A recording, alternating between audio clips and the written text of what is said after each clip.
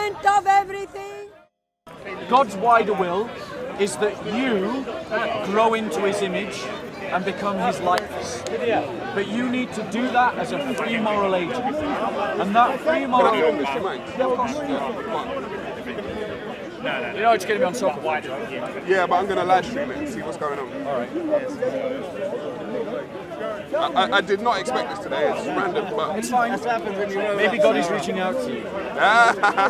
I never thought about that. on your thing, yeah? Do you maybe, because to be honest, I haven't been here for a couple of months. Yeah. And I'm not coming back again this month.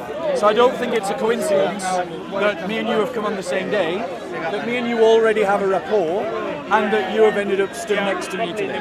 I think it's because... So that's not... You don't think that's coincidence? I don't think that's coincidence. Maybe You were presented with choices and you took certain choices, and those certain choices brought you here today. Yeah? So let me be clear about what I mean. Go on. So I believe that human beings, our destiny, our reason for existence is to reflect God's image on earth. And we need to do that by becoming, through the means of being a free moral agent, we need to embody God's likeness in ourselves, our character, but we do that freely. So that means that we have to be presented with choices that have real consequences. Because a moral choice that doesn't have a real consequence isn't a real But if you go back to what I said, you say if God's got a plan, Yes. and he's all-knowing, That is the... I'm explaining. So there's this wide game that God is playing. I was playing a game. Don't jump onto the phrase. He's going to win, isn't Yeah, he? he is. But don't jump onto the phrase. All right, go on. Yeah? Go on. So God has this wider plan. Yeah. This wider plan is that you, through being a free agent, will choose to represent God's image on earth. Right? That's his wider game. God's wider game is to make you his agent. Not make you. He wants you to be that. But he wants you to do it freely. But you can't do it freely. So he has allowed you to make choices with real consequences. But you can't do it freely. Yes, you have. You Can't have do it free freely. will. Because from the beginning, if you go back to the beginning, your beginning according to you. Yeah, Genesis. When God created everything, he knew the outcome of everything before he even created it. Yes. Before he even created it, Yes. he knew the outcome. Yes. So then it's predestined. No, there is clearly foreknowledge, but foreknowledge is not foredecision. God knows what choices you will make. Why? Why? Because he's he God. created me to do those choices, right? Because he's God, and there's an energy of the fact that he is the creator. He knows all probabilities. Yeah, but he knows all probabilities before anything was created. Correct. Right. So he had a decision: create things, Yes. knowing what would be the outcome, or not create things. He could have just chilled out. He could have not created anything. Well, hold on 1 second. Can you act against your nature?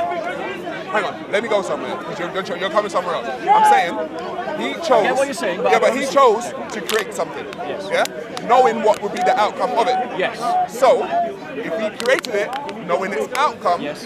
it's his will, not yours. So let me address that point directly. Yeah. To the statement that you made, he could have just chilled out. Yeah, could have chilled out. Creatures, beings, will act according to their nature. You will act according to your nature. I will act according to my nature. Right. Your children will act according to your nature. Dogs will act according to their nature. God acts according to his nature, according to his essence, according to his being. And his being is love. Right. His being, love, is something that always creates. Yeah? Love is something that always shares. Love is something that pours out. And its energy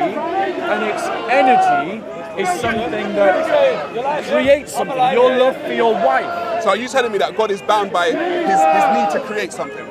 His nature means. His nature is to create. Nature means that he will create. Okay. So God would not act in against his nature. So hang on, but now, see, this is the thing. So you're now telling me that God has an attribute, which is creation. No, sorry, you misunderstood. His nature is love. Love creates. You love your wife. You created children. Right. You love your wife. You built a home. You love your wife. You do nice things for her. But the thing is, I do that Love? I do that. Not love. Hang on. I do that because I have a want, a need, a desire, or requirement to do so. So it's not love. No, but it doesn't matter whether it's love. It's because I want to do it. It's because I need to do it. It's because there are all of these things going on inside me that want to do it. That I'm required to do it. It's a feeling inside of me that wants to do that, Yes. right? But hang on. But God is all powerful. You shouldn't be bound by those feelings, bound by those needs and wants, and all those desires and requirements. 1 second. Don't mistake the God of the Christians for the God of the Muslims. The God of the Christian theology, not Muslim theology. Okay, go on. The defining characteristic of God's nature is that He is love. This is why we say as Christians, ubi caritas et amor Deus ibi est. Where there is love, there is God. Right? Yeah, everyone has experienced my God. Everyone has experienced my God. You have experienced my God. So God is love. God is love. That's And love needs to be shared. Love always creates. Love always flows out. Love always goes beyond the boundaries of the lover. It can't do anything else. Would it be fair to say that all those needs and all those God desires... sounds really human right now, you know that, right? Wrong. You are made in the image of God. No, because the reason why I say that is because God hasn't been proven. So hold on. So this is what I'm trying to say. But human beings have been proven. We're here. We can look at all of our attributes, all of the things that we do, all the things that we go through, and say, okay, we do have love, we do have mercy, we do have all of these things. But a God has not been proven, but we have, which is why God, I don't do the God created human thing. I do the humans created God thing. That's because fine. it makes more sense. So let's just deal with this image thing. Because it's important that we are made in the image of God to have an intelligible discourse about God. Right. Because if we are made in the image of God, we have a reference point. That reference point allows us to have an approximation upon which language can be meaningful. Do you see what I'm saying? Right. Right. So an image is not the same as the one whose image it bears. I have a photograph on my driver's license. Right. That image looks like me. Right. You can look at it and you can see me. But you would never say that the image is the same as me. But the image is... not living, you mean? Exactly. The image is an approximation. Compare this Christian theology that makes intelligible conversation about God possible and compare it to the folly of Islamic belief that says that man is not made in the image of God and that God is wholly other from man. That means that any language that we use to describe God instantly becomes meaningless because we have no point of reference. Right, okay. Now, you said that God sounds a lot like a human. Correct. As a Christian, what I would say to you is that you sound a lot like God. Right, okay. Because you're made in His image. You're made and must grow into His likeness. That is our destiny as beings. But that's a cool story though, Bob, but it's not one that can Now be proven. I'm going to give you evidence. No, I want proof. I'm going to give you evidence. I want proof of God. I'm going to give you evidence. Go for it. Right. Make me a Christian. I want to. No, make me a With Christian. all my heart, bro. Make I me a want Christian, to. bro. Go on. Right. Let's deal with what we know, working from what we can agree. Right. And build forward. Agreed? Is that fair? Shout it, but Is go that on, fair? yeah, go on. Right. Would you agree that within the human heart there is aspiration towards the perfect? That our hearts desire and reach to something that isn't found physically in the world, but a perfection that lay beyond anything that we have actually ever experienced. I don't understand that question. So, for instance, you want to be the best father you can be. Yes. You want to be the best show host that you can be. Yes. You want to be the best human that you can be. Yes. Right, so you're aspiring for perfection. Yes. Have you ever encountered a perfect human being? Never. Have you ever encountered a perfect father? Never. Have you ever encountered a perfect show host? Never. Right. But you know why? Because perfection is subjective. Right, hold on one second. Hold on one second. Perfection is subjective. I would It's not an disagree. objective thing. I would disagree. Some people say Angelina Jolie's perfect. That's beauty. We're not talking about stuff like this. That's beauty. But what- I agree, beauty is subjective. Right. But perfection, just perfection is subjective. Well, let's give an example. Whose version of perfection are we now talking about? What's perfect to Bob is not what's perfect to Sarah. Let's give a real example. All right, let's go. Let's give a real example. Let's go. Would you say that peace and contentment is more perfect than envy? More perfect than envy, yeah. Would you agree with me that love is better than hate? Yes. Right. Would you agree with me that forgiveness is better than resentment? Yes. Right. So we know, and would you agree with me that the idea of perfect forgiveness means that you let go of all the accounts completely with no lingering Without holding bitterness. on to anything. Yeah. Yeah. Right. So me and you have both been able to recognize an objective perfection. Right. Right. So there is. No, but that's an attribute, though. Direction. It's a attribute. it's a direction that our spirit moves in. Now, But hang on, Bob. You're saying to me, because I want to be a perfect father, or I want to be a perfect host, or I want to be a perfect human being. in a world where you've never ever experienced anything of the sort, Right, which shows that perfection is what? it's, Unattainable. Yes, I agree. That is exactly what the Bible says. It says that every man has sinned and fallen short of the glory of God. Right, okay, fine. And what is the glory of God? I don't know. It is His being. It is perfect. So we who are called to be in His image, But that's a concept, though. we who are called to be in His image and be in His likeness, to reflect God, fail to do so. But we know it's but there. Bob, it's a concept. So God is a concept of perfection. Okay, so it's a it's a concept of perfection. Yes. Right? But hang on. Okay. The concept, I can make a concept out of anything. I could say the spaghetti monster is perfect, right? I could say that, but if I am not able to bring you what perfection is, or tangibly show you what perfection is and how perfection is within that spaghetti monster, then it's just me just talking. Now, Sarah, this is where you've helped my argument. All right, go on. Right? This is where you help my argument. Yeah, I go mean on. this respectfully. No, Because I think with me and you, it's not about ego. No, go on. Because I've got nothing to prove, you've got nothing to prove. No, go on. Right? We're both experienced speakers at the corner. So, here's where you've helped my argument. Go on. Because if there is only the material world, and we are constructs of chaos, and we are constructs of a material world, We're contracts of chaos. if you don't believe that there's a guiding principle behind it, then you would say that it is by chaos that we are how we are.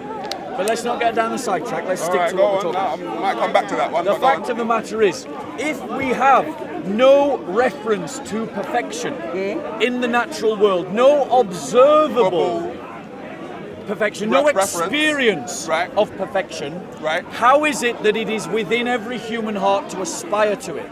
No, but Wait, 1 second. That's what Let I'm me trying to say, finish my Bob. point, Sarah. It's aspiring to be better. Aspiring to perfection. Aspiring to be better. Yes. Perfection is unattainable. We don't know what that is because, like I said, it's a subjective thing. No one can say anything is perfect. But you say God is. Let me. What I am addressing. It's a concept. What I am addressing is that the human heart, for apparently no reason at all, in an atheistic worldview, aspires to something it has never experienced, that it has never seen, that it has never observed. My argument, this is where my argument is, Right.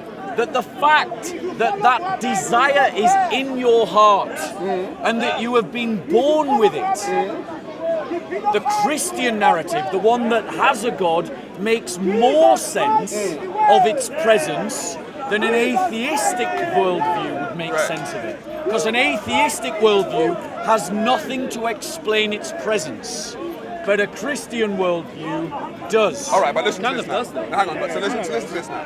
So I have a concept that everything that you have, you must, before you leave, you must leave it in a better condition than the way you found it. Okay. Right? So if you have a house, leave it in a good condition as the way you found it. If you have a child, leave that child in a better condition of maybe the way you had your childhood, etc., etc. Yeah. So the strive to want to get better or to do better things is human. But you're putting it down to, we are doing that because of God, because we are trying to aspire to be like, God-like. I'm saying that our nature is pointing towards God. Yeah, but we don't know what that God is, though. That's what I'm trying to say. It's do. a concept. We do. We don't, though, God. Wait, one second. You believe something. Right. I've given. It's written in a book. No, hold on 1 second. Doesn't mean that, it actually exists. 1 second. Would you agree with me that narrative that makes most sense of what we experience in reality is true? Say again, sorry. That the narrative that makes the most sense of what we experience in reality is true. True to us, yeah. It's true. True to us. Are you saying that you don't believe in an objective truth? No one's been able to find one. No, there's plenty of evidence for objective truth. No, there's objective facts. There are objective facts. Not because everyone's got truth. Everyone here's got truth, Bob. Yes. But obviously we know that Muslims got truth, the bloody Sikh guys got truth, I've got truth. Yep. Are we in agreement on our truth? No. No, so where's the objective truth? So we need to ask. We have to deal with facts, Bob. So, yeah, exactly. Facts. Facts, that's what I'm dealing with. In the Christian faith, the Christian faith is an ontological faith. Now you know what ontological means, right? No, go on, explain to me. Ontological means discourse about being. So the way that Christianity works is we say that God has a being, that we are made in the likeness of God's being, and that our raison d'etre as human beings... A raison d'etre? Raison d'etre, the reason why we exist. What language is that, sorry? French. Okay, go on. The reason for our raison d'etre... Raison d'etre. Come on, you could pronounce a French language better than that. I am an Englishman, I would never seek to speak in that. Alright, go on. So the point of the matter is that our raison d'etre is to reflect the image of God. Now, we as Christians believe that nature is perfect. Nature is perfect. God's nature is perfect. And that we aspire to that perfection. Now, one of my evidences for the Christian narrative being true vis-a-vis the atheist narrative is because I have an explanation that accurately fits the experience. We desire perfection. Right. The atheist, in a world where there is no God, there is nothing perfect, we've never experienced perfection, and we never will, has no reason to explain why it is written into the human heart to aspire to be a perfect being. To aspire to get better. To be perfect. Like I said, Rob, perfection is subjective. When you say the word perfect, we haven't found what perfection is. No, hold on 1 second. Perfection it's a fasuzi fasasi. Let me talk about it. What is perfection? Okay, so we're using perfection as a general term. Right. But it's more properly applied in the terms of ethics to particulars. So and this is why we went through that exercise earlier, where we talked about, is it better to forgive in part or fully? And fully means holding nothing back, nothing within. Yeah. Yeah, you wipe the clean. Is that perfection? We both agree that that's perfection. Yeah? So what I'm saying to you is... That's what I'm trying to say though, Bob, right? This is the thing though. While I think it's better to forgive wholeheartedly, some people don't. I agree. Right? So that's what I'm saying. To call it perfection, yeah? Are you saying they don't or they don't believe they should? I don't know, whatever it is. But what I'm trying to say is, if I think that's perfect, I think forgive wholeheartedly is perfect. Some people say I'm not forgiving wholeheartedly because you never know, it might happen again. So I've got to keep my eye on this. I've got to try. And, people come up with their own reasons as to why they will not forgive wholeheartedly. Bro, I am stood here as someone who has on occasion and still does and probably will in the future struggles to forgive completely. Right. I've had an exercise in forgiveness in the last 6 months. Right. For someone who meant a lot to me and let me down and hurt me. Right. And I'm still working through the process of forgiveness. It's fine. But the point is, I've got a standard I'm working towards, I'm moving towards it. Yeah? And you don't dispute that complete forgiveness is better than partial. But that's down to that's down to me. Would you agree the same? About what? That if you can forgive fully and completely without holding anything back or any account, that's better than some kind of partial forgiveness where you hold some bitterness back. It depends on the situation, really. Okay, so, right, but this is a relative. Yeah. I'd like to say something about perfection. No. I'm not an atheist. No. Are you a Christian? No, I'm not an agnostic. Okay. About perfection, guys. One second. Okay, go ahead. So my point to you, Yeah, is that within our nature, we aspire to something that is not found in the real world. It is a metaphysical reality that we're aspiring What, to. perfection? Perfection. So perfection is not of this world. It's not a well, show me perfection. That's what I'm trying. But this is my point, though, Bob. If something is not of this world, Correct. it is literally what a Fasuzi Fasazi. Because It's literally existence it's a is concept. I'm talking It's a concept. Oh, come on, you It's a spoke to concept. me, Hang Bob. on, hang Don't on. be like that. Bob, Bob, hang on. It's a concept that is unobtainable. Just like, and the reason why it's unobtainable, if you call God perfection, you can't prove perfection. You have to believe you can be perfect. Right. Would you? Just like you have to believe that God exists. So the evidence that I'm giving you, I don't want to take it further than it can go. Right. Okay? Because I have lots of reasons for believing in God, Sarah. Right, okay. Reasons are cool. Reasons are cool. And I've given you a good reason, one that you know is true in your heart. You aspire to something that you've never experienced, never seen, and have no reason to do so, but yet you do. Yes. It's written in I your want nature. to be the best at everything One that second. I can be. Right. 1 second. And that we agree that narrative that best explains the experiences that we have in the real world is truth. It's truth. Is truth. Yes, that's the very definition of truth. It is the narrative that explains the experiences in the world Yeah, but and Bob, makes sense you of it. need to be honest and understand that everyone has their own truth, quote unquote. Everyone has their own one. And trying to find an objective one, I would challenge you to do it, because you can go around here and try and find everyone that's got, and try and find an objective truth. You won't Do we find exist? it. Truth is perception. That's a fact. That's not truth. We can all agree that. It's like Right, saying one it's second, 1 plus 1, one 2. second, We're one all second. going to agree. If One I say, second. oh, Let me deal does with God that. exist? Everyone's. Let me deal with that. Does God exist? Sarah, there's a danger. can't Yes, they like know. that. You know what I mean? Sarah, there's a danger that we might be using the same words and meaning two different things. Okay. Let's be clear. Right? We agree that we exist. That is a fact. Fact. So if I make a statement, a narrative, and I say, cogito ergo sum, I think All therefore these I am. languages. Okay, go on. Yeah? Right? That narrative, right, explains reality. So it can be rightly called truth. If someone comes along and says, well, in my truth, we don't really exist and this is all an illusion, Right. that is a narrative that contradicts the experience of life, and thus it is false. Right. Necessarily. Now I'm saying to you that a narrative that says that there is no infinite, that there is no perfection, that there is nothing but this material world, cannot give a reasonable explanation, and therefore is false, Well, I'm not an of atheist, so it's our alright to talk about desire to perfection. Now let me give you a reason not to believe in a materialistic world. You said you're not an atheist. I'm not an atheist. What are you? I'm a pantheist. A pantheist. So you believe that everything is God? Everything is interconnected and everything, not God in the way you describe That I it. think of it. There is no anthropomorphic Godhead in pantheism. Okay. Everything is divine. Everything is It's divine. It's basically science. It's science encompassing philosophy. So E equals MC squared, right? Everything is energy in one way, shape, or form. Yeah. Right? Everything is energy in one way, shape, or form.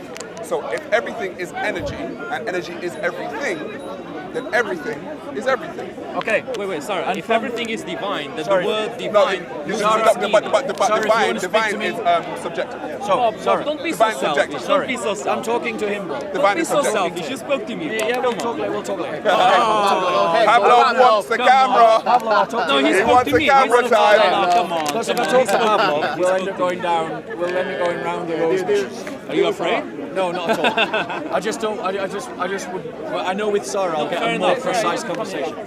So, Sarah. Yeah, I'm here. In terms of the interconnectedness of everything, I absolutely agree with you. Everything is interconnected, and the evidence is there to support it. Right. 100%. But the idea of saying that that is divine, No, but that's a perception now. right? That's a subjective perception. Right. 100%. But now let us come to the fact of how things got here. Go on. So, you would agree with me that you can't get something from nothing. You can't get something From nothing. because there has always been something. That is an argument. The idea of an infinite regressing universe. There has always been something. There's a huge problem with that. Go on, tell me. The problem is it contradicts the evidence. Huh? Yes. What evidence? I'll give you the evidence. I can give you the laws of thermodynamics. Bro, the laws of thermodynamics won't make the point that you think it does. And just for the sake of clarity... Really, Bob? Yes.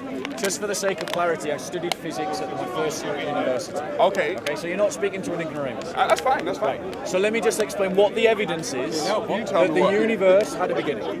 First... Hang on. Right. It's pantheism. Everything has already existed in one way, shape, or form. I'm saying the evidence contradicts you. No, hang on. It doesn't. It doesn't. Let's look at the evidence. Let's look at the evidence. Fantastic. Go on. So, you know about the Big Bang Theory, Yes. right?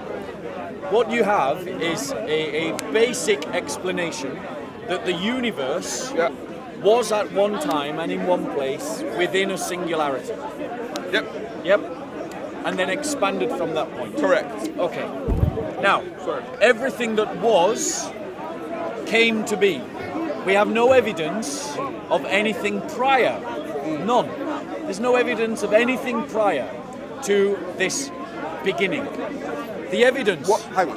One The second. beginning. The beginning. The beginning. 1 second. The singularity. Yes. What was it? Right. Well, I mean, it is the substance of all things. But the thing is, Which goes to show that we have everything no. is everything. 1 second. We have no evidence that this is an infinite, because time and space is the same thing. So Okay. concepts of time break down. But Bob, all we've known.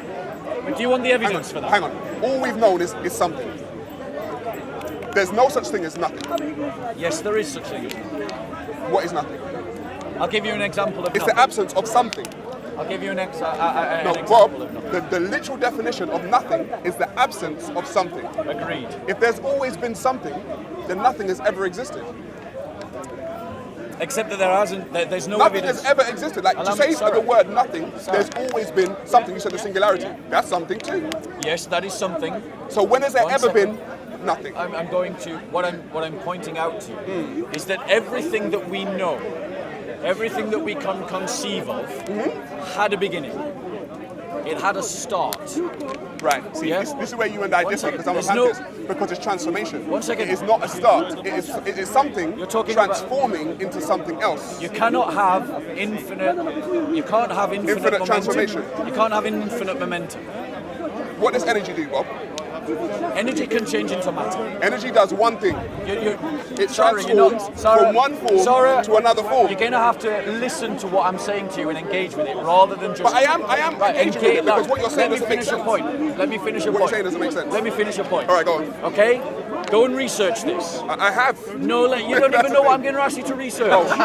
This what you're about to say. Thank you. Okay, sorry. This is what I mean, sorry. You're just talking, you're not letting me finish my point. All right, go on, Bob. Go on, Bob. You're a better man than that. Go on, Bob. You cannot have infinite momentum. That is just a law of thermodynamics. Something has to invest the energy for you to have momentum. Okay? That is a physical law. Everything stops unless there is something feeding energy into it. Can I say something now? No, I haven't finished my point. All right, go on. But everything is energy. Not you. So you're haven't not finished my making point. sense. But I all right, go on, haven't go finished my on. point. Go on, go on, go on. The expansion of the universe is movement. That movement, for it to start, and all the evidence indicates that it does have a start, yes, could not start of itself. Someone had to be the first mover. Why? Because you can't start yourself. It's physically impossible. Thermodynamically, you cannot continue. You cannot have infinite movement. You can't. I've been quiet, can I? Right? I'm So going to jump in. I want you to engage like with my double dutch. point about the first mover. Okay, so hang on a minute. So this is, I had the same conversation with Ali Dawa and Muhammad Hijab one time, right? And so you've already proved my point. Go on. Energy has always existed, yes or no? No, we have no evidence of it always existing. We have evidence that contradicts that. What evidence contradicts that? That in black holes. Hold on 1 second. Because if you hang on, 1 because second. if In you black look, holes, time becomes space. no one's been in a black In hole. black hole, No one's been in a black hole. in black holes, energy would seem to be destroyed. Everything seems. Seem. No, there's no evidence. You know what I'm saying? It seems. There's no evidence. What I'm trying to say is what we do know. We're not talking about the stuff that we're speculating on. What we do know is that everything is energy, yeah? And if you believe, yeah, that God, for instance, was the creator of everything, I would now ask you, that's if you believe it, is God energy? Okay, let me deal with that. The point that I made to you was very clear. Thermodynamically, and you can go away and research this, Sarah, I'm going to be proven right. You cannot have infinite movement. But I'm not talking about movement, I'm talking about energy. I'm talking about energy, Bob. Movement is a form of energy, friend. Yes, it's a form of energy, but energy does one thing, which is transform into different forms of energy. That's all it does, Bob. Let me finish. Movement is not infinite. Thermodynamically, it's impossible. The expansion of the universe cannot be Are you hearing me, Bob? Are you hearing me? Are you listening to what I'm saying? I'm hearing you, but Okay. you're interrupting. Let me finish my point Go and on. deal with it. There is no basis on which we can believe in an infinite universe. Does potential energy move? Potential energy does not move. Okay, But once potential but it's energy... still energy, isn't it? You're just jumping around, mate. Listen to what I'm saying and deal with it, Sarah. You cannot have infinite movement. It breaks the laws of thermodynamics. So now listen to what I'm saying. Go on. Listen to what I'm saying. The universe had a point from which it moved. The singularity. The singularity. There is no basis upon which it could start itself, nor could it do... Let me finish, Sarah.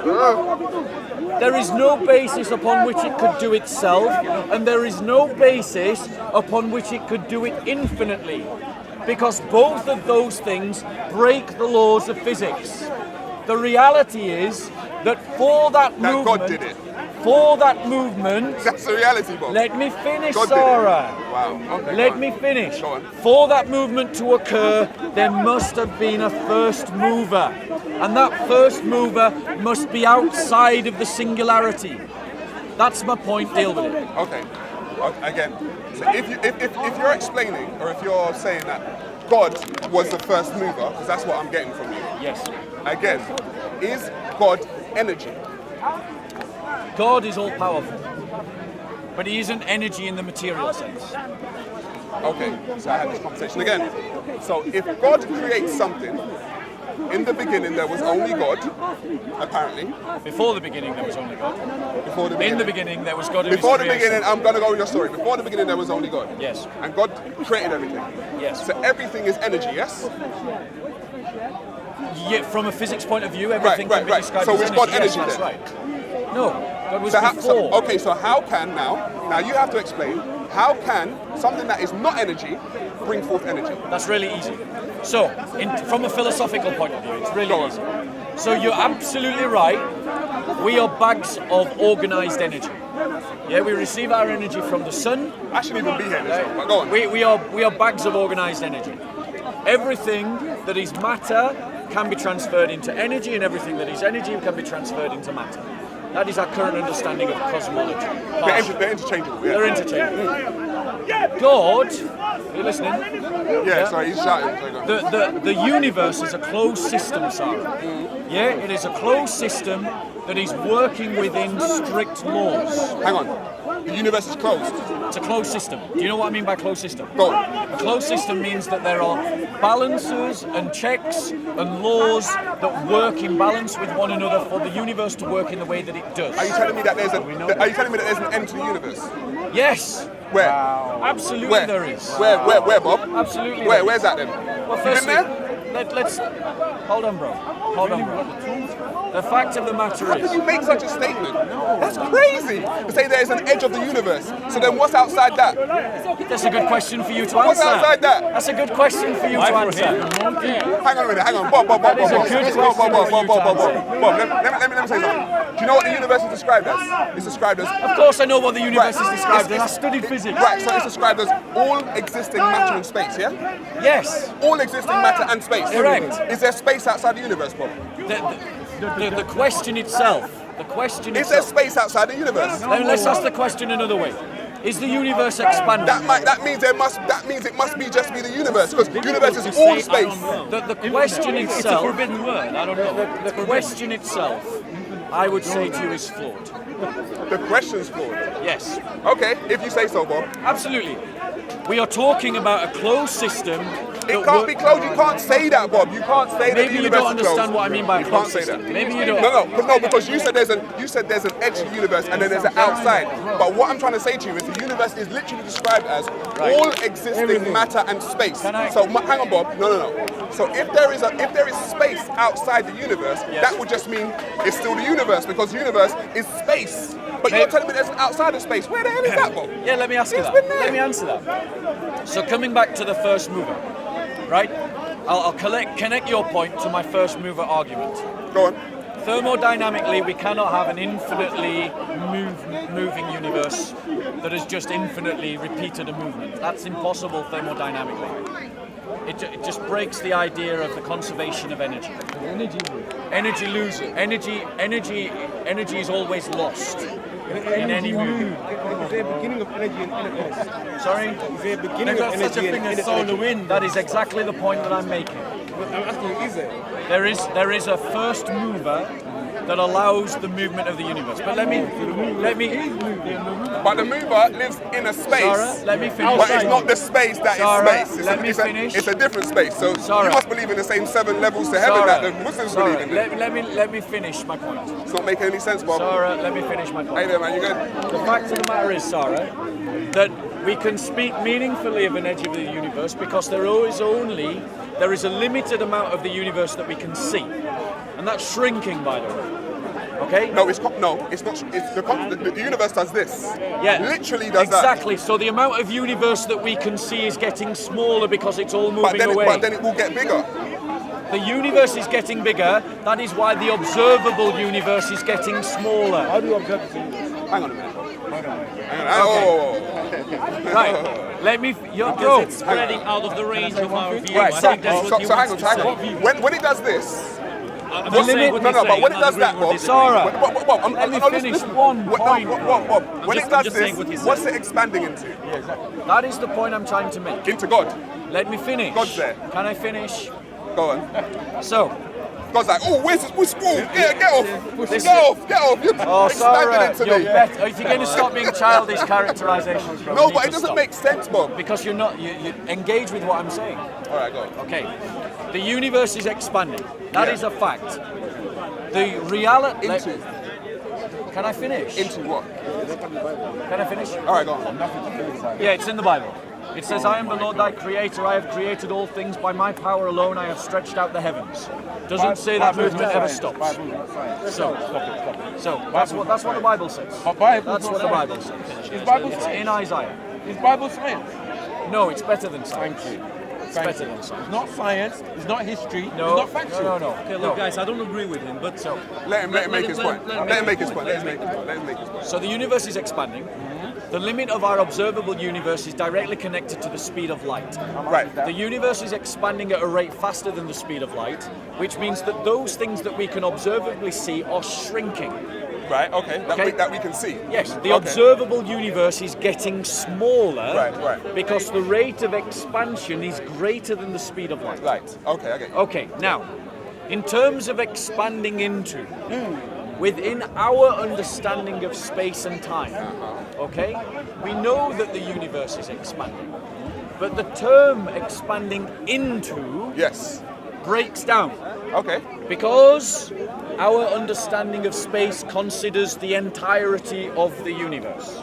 But you said there's an edge to it. There is definitely an edge. Right. So, Okay, sorry bloody guys, hell. let me just ask a quick question. Hang on. If the universe is expanding That at what a speed that superior to universe, light, that or at the edge may speed not of be light, defined blah, blah, blah. spatially. Sorry, Just so you, just quick Hang question. on. Quick question. Hang on. Guys, quick question. Nothing to interrupt you. If the universe is indeed expanding at the speed of light, doesn't that mean that we shouldn't see the planets around Earth already? If all the universe is expanding at the speed of light, it means all the space is spreading at the speed of light. I don't want to do a physics We lesson. wouldn't see the other. I can do a physics We wouldn't lesson. see the solar system. No. I can do a physics lesson if you want to. But that's not really what I want to speak to Sarah about. Right. Right? We're talking about the Explain it expanded a little- universe. I now. think I'll I understand what you explain it mean. very I think briefly. I understand what you mean. In the Yeah, You're yeah, right. yeah. If you It's want got an what I edge. think you mean, you're I right. have an But edge. just explain it. So in terms of, it's what we call dark energy. Yes. Dark Let's go energy. to dark energy. It's called dark energy. It's unobservable energy in that we cannot detect it. But what it would seem to be in the vacuum of space, there is energy connected to the distance between things. Right. And as they get greater, the energy that is being put into that expansion increases. Right. Okay? And so it has now reached a point where that expansion is actually faster than the speed of light. Right. Okay? So it means that the thing is moving faster than the light has time to travel to us for us to observe it. Right. Okay? Now, Let's get to the one edge. second, let me just I want to know deal- what's going on the edge. Where are we observing this from? Earth Right, and where is Earth? in the universe. No. In the Milky Way. Correct. Right? Yeah, So anything we're observing cannot be more than the Milky That's what Way. I said. No, we can see things much That's further a- than the Milky Way. Oh, really? Yeah, really. With what tools? With telescopes, with radiography, with many tools. But anyway, I don't want to get into physics. I want to come back to Sarah. I want to come back Right, to Bob, this Sarah. ain't going well for you, my friend. No, it's not going well for you. Looking wobbly. It's not going well for you. baby. Let me give you another reason why we can know that there is something beyond Yeah. our created reality, beyond pantheism. I'm Right. going to give you a reason now Yeah. that we can know. Yeah. We know that there's something beyond pantheism. Yeah. It's this. You know that we use maths to describe cosmology, Right. right? Central Yeah. to all of those mathematical formulas and used in many mathematical formulas, even basic ones, that allow us to make sense of the universe, to predict its laws and what it will do next, is the theorem of pi. You know what pi is? Yes, it's 3.14, and it continues. Now I'm not a mathematician, so I don't want to set myself up for a fall. But if I remember Too late. if I remember correctly, it is the idea of finding the circumference of a circle. But it is predicated, get this, are you listening? It is predicated on something that doesn't exist, which is a perfect circle, an infinite circle, an infinite sphere. That's why pi goes on and on and on and on and on and on and on. So in other words, central to our understanding of cosmology, as in central to our understanding of everything that exists, is using a theorem of something that doesn't exist, Which is- a perfection, a perfect sphere. I already told you perfection doesn't Perfect exist. circle. But we spoke about perfection No. over existing anyway. So no, but my point is, within a Bob, pantheistic... you've been talking for a while. Okay. Now. All right. Don't worry. Now my question to you is, now that you've stated I wanted to ask you, is unequivocally God a that there is circle? an edge According to to the this ideology, it universe, seems like God is a circle. I would now ask you, what is outside that edge? Okay. I have no grounds to say what is outside of the universe. Okay, would God be out there? God is everywhere, bro. So he's So here. he'd be out there too? Yes, and everywhere else. Okay, so using our logic now, Paul, let's use our logic. Let's lose our logic. If there is an I like edge, logic. if there is an edge to something, Yes. and you say that there's an outside of space, Correct. is there space there? So let me address that point. Let me address the point. The boundaries of the universe may not be defined by spatiality. The boundaries of the universe may be defined by another frontier, such as an energy frontier, or such as a gravitational frontier, or a time frontier. What I'm saying is when you start stretching to the edges of what we know, Right? the laws that we understand the universe to work by begin to break down. Right. Not much. So what I'm saying to you is the question does not make sense. So basically you're saying, outside the universe, we have absolutely no idea what rules it's living by, basically. It could be anything. Upside down, up could be down, down could be But up, the left could be right, right yes, could be but left. the universe is expanding. Right, but that's what I'm trying to say. But, and that is a there fact. would still be a space there. The word space is connected to three-dimensional space. Would you agree?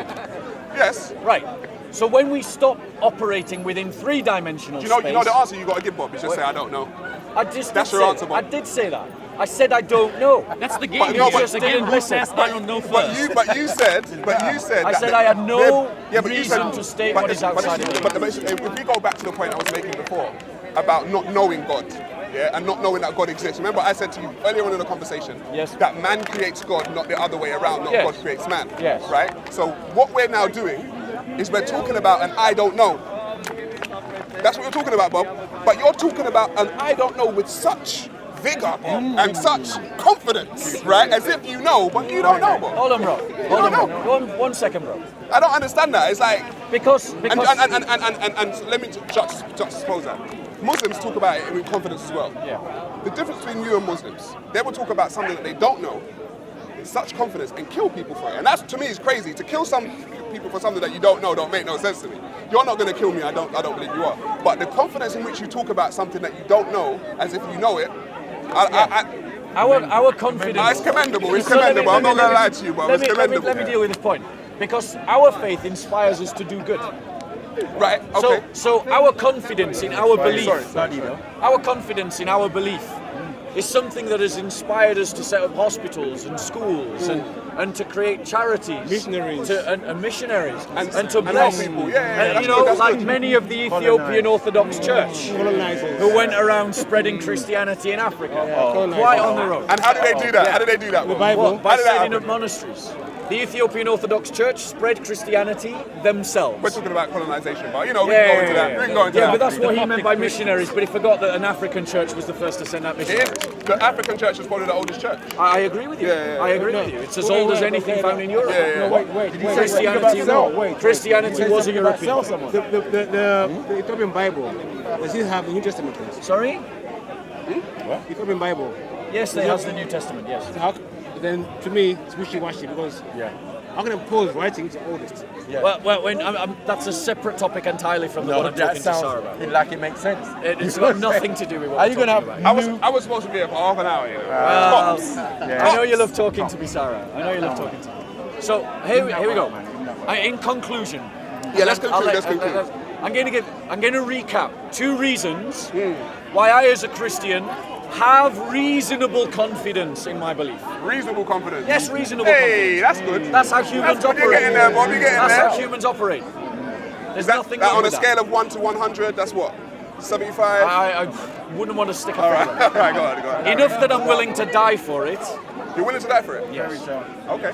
Enough that I'm willing to fight You're willing to for die for an I don't know. it. I am willing to die for something that I am reasonably confident is true. Right. In the same way that you are reasonably confident that your wife loves you Yeah. and you built your life on it. That's very true. But you Nothing's don't know with 100%. certainty. That's very true. That's very true. So people operate through reasonable certainty. And I have reasonable certainty that my beliefs are true. Why? I'm going to give you 2 reasons. Go. Reason number 1, I believe that the Christian belief makes the best sense of what I experience in reality. Okay. One evidence to that preposition is the idea that human beings aspire to a perfection. Perfection is not something that we've ever experienced in reality, Right. nor will we ever. Just like this. But yet it is written on our hearts to aspire to perfection. Second reason, that in our understanding of the entirety of the universe, it is predicated on using a mathematical formula, pi, which itself does not exist. A perfect circle does not exist anywhere, but pi is the description of a perfect circle. So something that does not exist in reality is actually essential to our understanding of the cosmos. What does all this mean? Right. It means that it points means- to the existence of metaphysical realities that are not in the world. Right, Bob. So, went there. so hang on. That was a great speech. Your turn. However, you went from there to a talking snake. Your turn. Do you understand? Go on. So you can say, so imagine I was to agree with you. I would like, you know what, Bob? 100%, fantastic. How do we get to a talking snake, 7-headed serpents, You know, like, how do we get there, Bob? That's a huge leap from, okay, there's a metaphysical realm to a talking snake and, you know, a God flood walking in the garden. and God walking in the garden, all that kind of stuff. Come on, Bob. Can I reply? Come on, go on, Bob. Does that mean, Sarah, that you now agree there's metaphysical realities? I believe there's things that we don't know. No, that No, wasn't I my believe question. there's things that we don't know. No, my question is this. No, I don't know what you said is factual, so I'm not going to agree with you. I've given you two evidences. No, I don't know what you said is factual, Bob. Well, go and check them out. Right, Pi okay, so I'm definitely not is gonna the agree with you if I don't description know of what a you said is perfect factual. circle. Right. A perfect circle doesn't exist, and every human being aspires towards perfection. And perfection doesn't exist Pi used in No, this world. no, we said perfection Doesn't is- exist in this world. Perfection God is doesn't exist. subjective. Because some people say, Bob is perfect. Oh, he's perfect, Bob is. So it's subjective. Wait, Do you know what I mean? these are casual off-the-cuff comments. No, but I'm saying, when you say people, no, because the word perfect, Bob, like, and I said to you at the beginning of this conversation or during it, the word perfect, yeah, is literally, as you said, unobtainable. But people do say things are perfect. So while we may agree that perfection cannot be actually obtained, you are saying with the I don't know, it is perfect. No, what I'm saying, Sarah, And I is don't this. get that. That doesn't make any sense Sarah, to me. what I'm saying, Human perfection and can then be I want to, obtained. and then I want to come to your question, the one that you asked about the snakes and the serpents and the seven-headed You're beast. going to keep me here for longer than needs to be. But Right, go on. no, we can make this the last round if you want. Yeah, last round. So, what I am saying is that human nature aspires to something that is metaphysical, and it does so for no reason at all if you are a pantheist or an atheist. There is no rational explanation. It is written in the heart to aspire towards something that's perfect. Perfection is something that we all recognize, in the sense of we recognize that it is perfect to forgive completely as opposed to partially. It is perfect to love in an unadulterated fashion rather than to love in an adulterated It's still fashion. subjective though, Bob. It's still subjective. I am Do you yet to understand meet that? the person that proposes the argument that adulterated love is better than unadulterated love. Can I ask you a question about the forgiveness one? I have yet to meet that person unless you would like to be that person today. Can I ask you a question I'm not about your guy. Okay. But I'm just saying. So- you don't know everyone. There's 7 billion people in this world. Let me meet them. the forgiveness question? Wait, let me.